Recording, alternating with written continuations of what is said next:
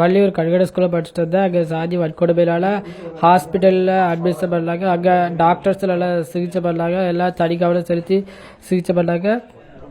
அங்கே ஹாஸ்பிட்டல்லையும் எக்ஸாம் எழுத வந்தாங்க சார். அங்கேயும் சொல்லிக் கொடுக்கும் சார் வந்து சொல்லிக் கொடுக்க வந்தாங்க. அப்புறம் ஸ்கூலுக்கு போனேன்.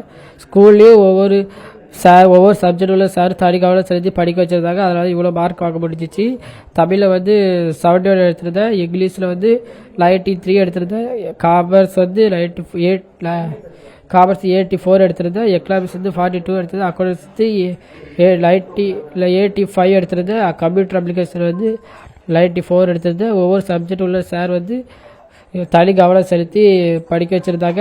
வீட்லேயும் அம்மாவை தங்கச்சி கொஞ்சம் படிக்க ஹெல்ப் பண்ணாங்க. அதுக்கப்புறம் இதே மாதிரி ஜாதி வரக்கூடாது, மாணவர்களுக்கிடையே ஸ்கூல்லேயும் வரக்கூடாது, வேறு எங்கேயும் வரக்கூடாது. அரசாங்கம் இதுக்கு கவனம் செலுத்தணும், தனி கவனம் செலுத்தணும். அப்புறம் பிகாம் படிச்சுட்டு சிஏ படிக்கிறது இருக்கு.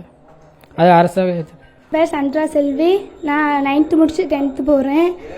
அண்ணே அந்த ஸ்கூலை விட இந்த ஸ்கூலில் வந்து நல்லா படித்து நல்ல மார்க் எடுத்தது ரொம்ப சந்தோஷமாக தான் இருக்குது.